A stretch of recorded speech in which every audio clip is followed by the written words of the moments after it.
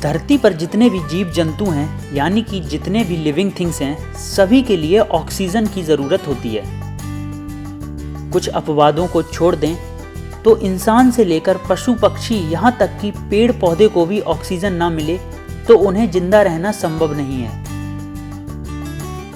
लेकिन एक और बात यहाँ हम आपको बताना चाहेंगे कि जन्म लेने से पहले जीव कैसे सांस लेते होंगे, ये सोचने का विषय है। वैसे इंसानी बच्चे तो माँ के गर्भ में पलते हैं, लेकिन पक्षियों को लेकर सोचें तो थोड़ा दिमाग पर बल जरूर पड़ने लगता है, क्योंकि किसी भी पक्षी के अंडे पूरी तरह से बंद होते हैं। सवाल यह है कि ऐसी स्थिति में उसके अंदर मौजूद चूजा यानी भ्रूण जीवित कैसे रहता है, उन्हें ऑक्सीजन कहाँ से मिलती है। ये सचमुच आश्चर्य की बात है। आप भी सोच रहे होंगे कि पूरी तरह से बंद अंडे में मौजूद चूजा आखिर जिंदा कैसे रहता है और उसे ऑक्सीजन कहाँ से मिलती होगी। आइए इसका जवाब ढूंढते हैं इस वीडियो में। आपको जानकर आश्चर्य होगा कि जिस सवाल तक पहुंचने में इंसान को कई साल लग गए, उसका जवाब भगवान ने पक्षियों की जन्म की प्रक्रिया निर्धारित करते समय ही दे दिया था। दरअसल अंडा तो आप खाते ही होंगे, नहीं भी खाते होंगे तो देखा तो जरूर होगा। आप जब भी अंडा देखते होंगे तो गौर करते होंगे कि यह एक कठोर शैल की तरह होता है। बाहर से देखने पर हमें मालूम चल जाता है कि यह पूरी तरह से पैक है, लेकिन क्या सच में ऐसा है? जी हाँ, ये जैसा दिखता है वैसा कतई नहीं है। दरअसल अपनी बनावट के चलते आपको ऐसा लगता है कि अंडा पूरी तरह से पैक है, पर ऐसा नहीं है।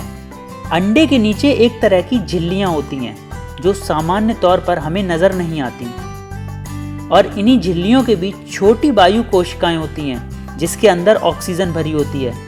हर पक्षी के अंडे के साथ यही विज्ञान होता है। दरअसल वैज्ञानिकों ने पता लगाया है कि अंडे के सख्त कवच के अंदर सटी हुई एक सफेद रंग की झिल्ली होती है।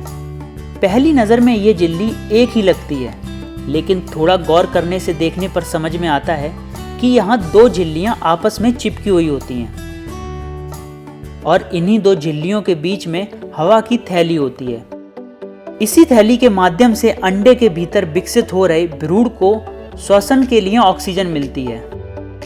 यदि हम मुर्गी के द्वारा सेए जा रहे अंडे को फोड़कर देखें तो चौड़े सिर पर इस हवा की थैली की झिल्ली पर काफी सारी खून की नलियां फैली दिखती हैं। जाहिर है भ्रूण इन नलियों के माध्यम से श्वसन के लिए ऑक्सीजन लेता है और कार्बन डाइऑक्साइड छोड़ता है। लेकिन यहाँ एक और सवाल खड़ा होता है कि आखिर हवा इन छेदों में से अंदर कैसे जाती है। विज्ञान के मुताबिक जैसा कि हम जानते हैं कि कोई भी गैस अधिक कंसंट्रेशन से निम्न कंसंट्रेशन की ओर डिफ्यूज होती है। मतलब यह है कि अंडे के भीतर ऑक्सीजन की कंसंट्रेशन कम होगी, तभी इन छिद्रों के माध्यम से ऑक्सीजन अंदर जा सकती है। यानी जब चूजा ऑक्सीजन ग्रहण करती है तो बाहर से हवा अंदर जाती है, और इस प्रकार खून की नलियों में बह रहा खून ऑक्सीजन ग्रहण कर लेता है और कार्बन डाइऑक्साइड त्याग देता है। रिसर्चर के मुताबिक अंडे में करीब 7000 छेद होते हैं। यदि मैग्नीफाइंग ग्लास से अंडे को देखा जाए तो उसके अंदर छोटे छोटे छिद्र आपको भी दिख जाएंगे। इन छिद्रों से ऑक्सीजन तो अंदर जाती है, कार्बन डाइऑक्साइड बाहर भी आती है। यही नहीं, इन छिद्रों से ही चूजों को हवा पानी मिलता रहता है। जब अंडे के अंदर भ्रूण विकसित हो जाता है और वह चूजे में तब्दील होता है, तब वह अंडे से बाहर आने के लिए चोंच से प्रहार करता है।